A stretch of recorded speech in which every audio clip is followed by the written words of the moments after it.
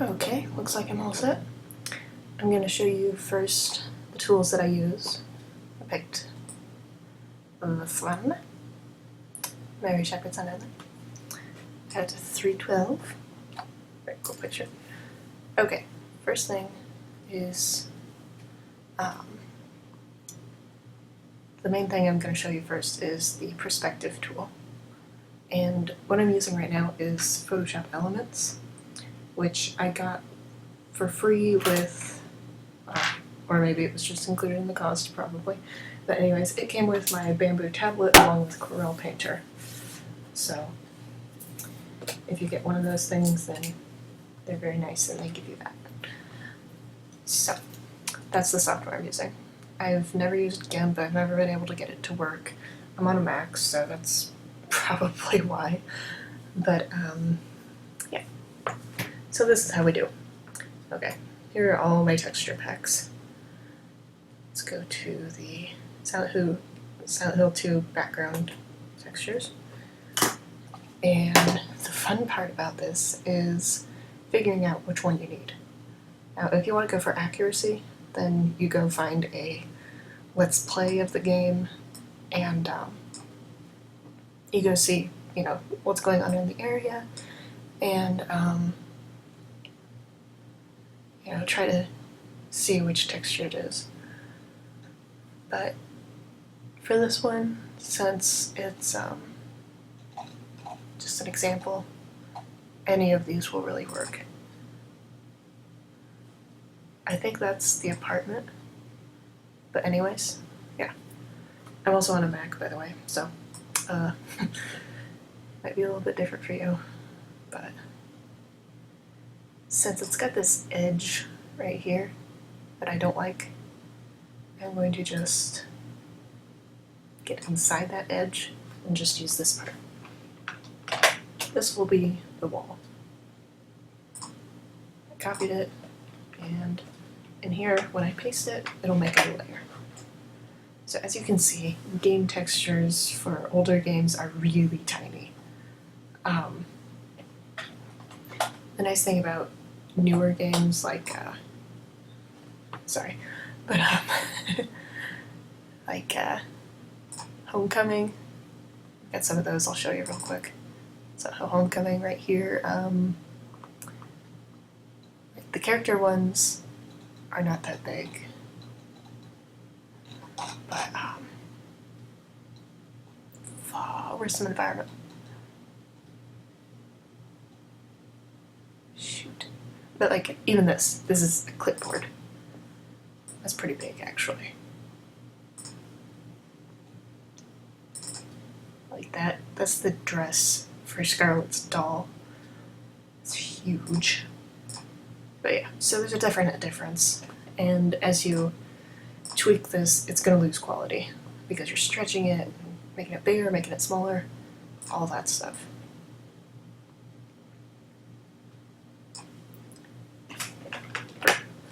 I want to get rid of that white down there that I selected by accident. Delete. Okay, what I'm using there is the select tool. The transform tool is in Elements, it's under Image, Transform, Perspective. Now this is how this works. When you do this, it'll move it like this. It'll keep it a parallelogram. When you go like this on a corner, it'll actually make perspective to it. Now, the thing you want to do before you do any of this is you want to lower the opacity of the layer. That way you can see through it and you can match it up to the background. It'll help keep it a little bit more accurate, make sure that it's actually right. So like that's pretty good. So transform, perspective, let's see. The middle of it should go about right there. So that's where the vanishing point is, somewhere over here. And if you don't know what a vanishing point is, I can explain that too, But let's try about like that. The thing about this is that it will not stretch it while it's in perspective mode. That's not what that tool's for. What you want to do is For me, I know the shortcut, but it's under transform, free transform. That way I can widen it. And I see now that I need more perspective added. This is just what I go through, you know. Just to get it right, you know, you gotta go back and forth between the two of them. And this also needs to be lowered a little bit. A good way to tell if you're doing it right or not is to see between those two edges there, are they parallel or are they still angled? They're still angled a little bit. There we go. The reason you want to keep them parallel instead of putting perspective like you would naturally do it is because we're going to just expand it to fit. Okay, I still need a little bit of adjusting to do.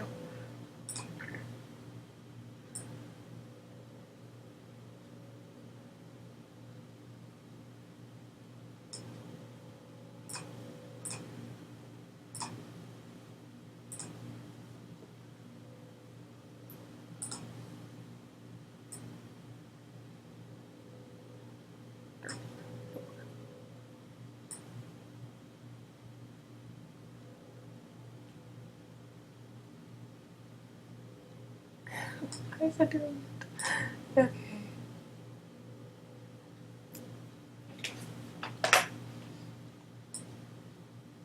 So yeah, it's a lot of push and pull, but now I think we got it. Okay, so let's see what the quality looks like. It's kind of grainy. So at 100%, yeah, it's pretty grainy. But you can always put a texture over that, which I can also show you. So we've got that wall of the hallway. Okay, we need a ceiling because we can see the ceiling. Go find. Oh, I got rid of it. Okay, there we go. I actually do not know what the ceilings look like in Silent Hill, but I'm gonna assume they're something shitty like this. So, pardon the French. Nobody cares. Here's that.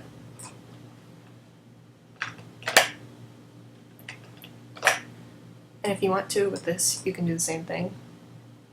You don't really have to, because I think with this part, I'm probably just going to darken it a lot. There we go. That's cool. Yeah. I just want something a little bit textured so that if you see it on a bright screen, it's got texture to it. But I'm not going to worry about you know, angling it perfectly because it's such a small piece. Now with the floor, yes, I'm going to worry about that because the floor is really noticeable. So I'm going to take this, copy, paste. Now this part, it won't match up very well against this. Like, it'll look kind of weird, so I'm gonna kind of turn it around a bit. There we go. And that was transform tool too. So, oh wait.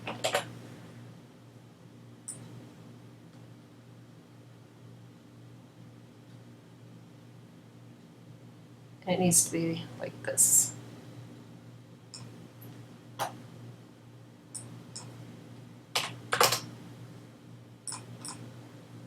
Because what we're going to do is we're going to skew it, or no, perspective of it. Skew is different. Skew is something totally different.